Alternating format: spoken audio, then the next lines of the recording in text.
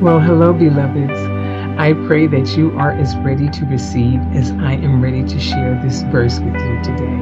And it's coming from Psalm 27 and the 13th verse.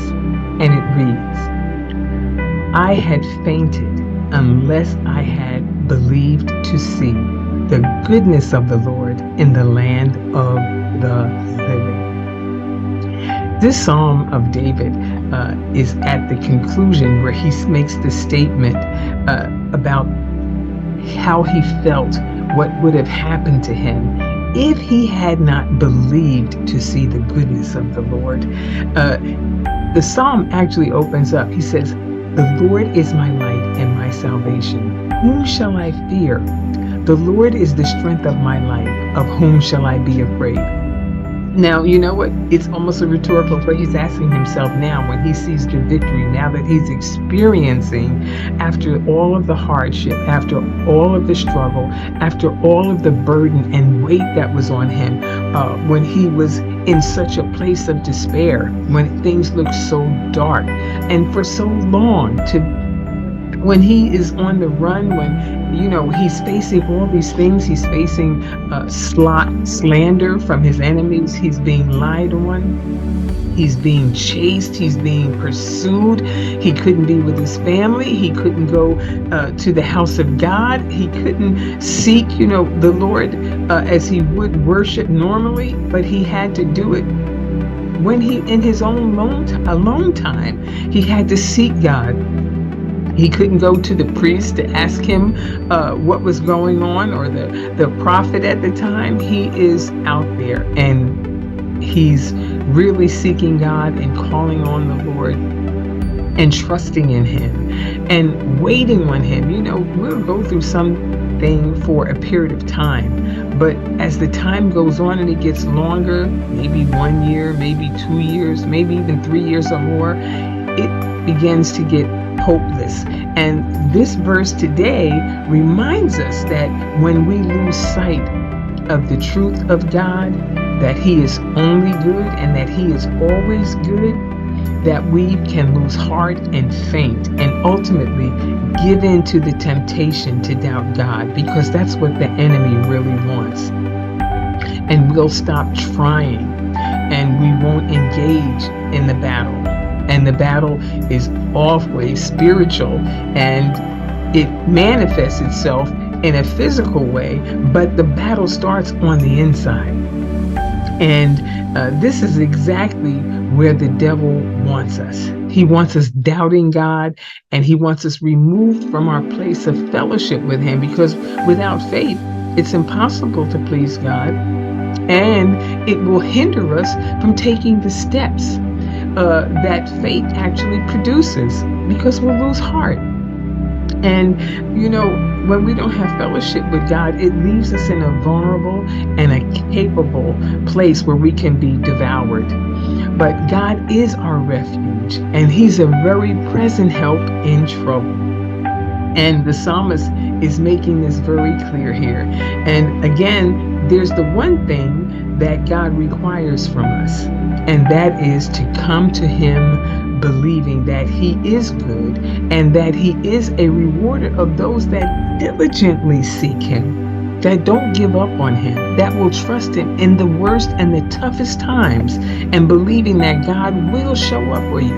It may not be today, it may not even be tomorrow, it may not even be this month, it may not even be this year, but to continually hope in God and trust in him, knowing that God has you in his hands. If you have surrendered your life to him, and you put yourself in his hands and you trust in his hand, you have to believe that there is no enemy anywhere that can pluck you out of the hand of God.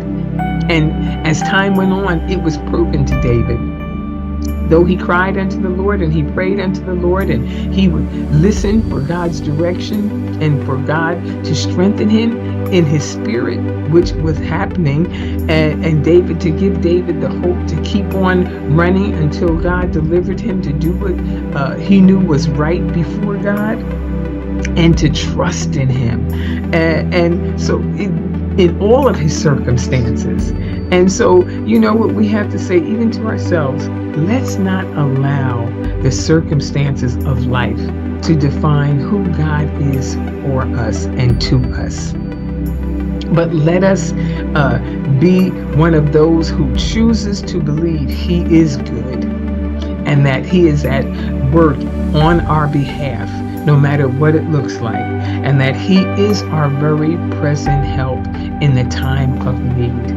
God will strengthen you. And as I've said in the past, if we would be honest and really look at our lives, we would see that in the worst of times that God brought us through and delivered us is the reason why we can stand like David and say, I would have fainted unless I had believed. You have to believe this. David had to believe that God was going to bring him out against all odds, against armies chasing him, trying to kill him being on the run, sometimes when he didn't even have help or a gathered group of men as an army to be with him. But he kept on believing that God had a plan in all of this. And he's encouraging everyone in this psalm. He said, look, if I would have fainted, I would have fallen, I would have given up if I had not believed. The Hebrew word that is translated here as goodness really means God's strength, God's power,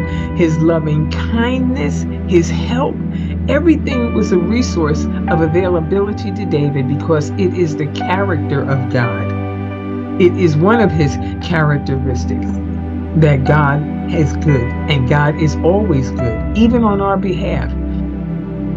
God is always good. He's always got our best at heart, and that He's going to work it out and bring out in us, what He desires, what He allows the situation to work in our lives to do, because it's doing something. It's doing something to us and through us, and not just for ourselves, but even for others. And that's why we can read these Psalms today and draw hope and draw encouragement that will lift up our heads and our hearts.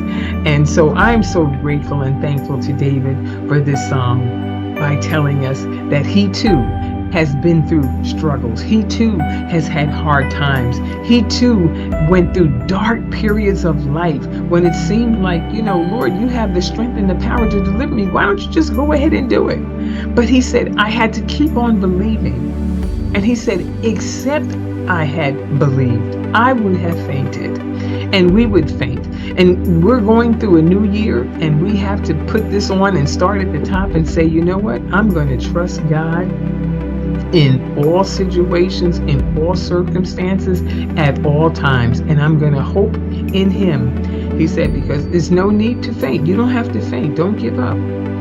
Let's know that God is working a plan out in our lives and trust Him.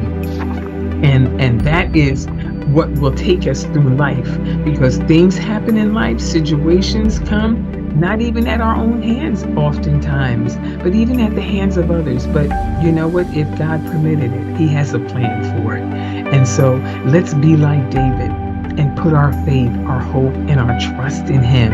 And then we too can say at the end and encourage others and say, listen, I would have fainted. I would have given up. That's our great testimony.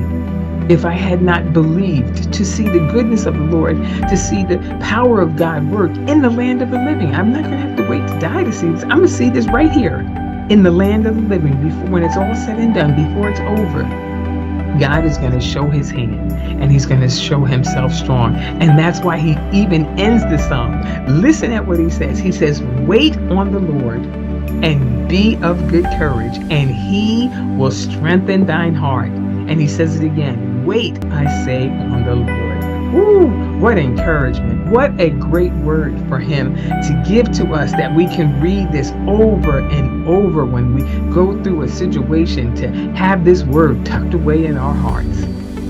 That will strengthen us to seek God and to do the will of God no matter what. And so I pray that this verse is another one that you add to the many other verses that will keep you, that you can draw on and go back to and recite to yourself over and over. When the enemy tries to come in like a flood, it'll be the standard of the word that'll be lifted up in you that will refute what the enemy say. So I pray that you will be blessed abundantly, not only today, but throughout this year.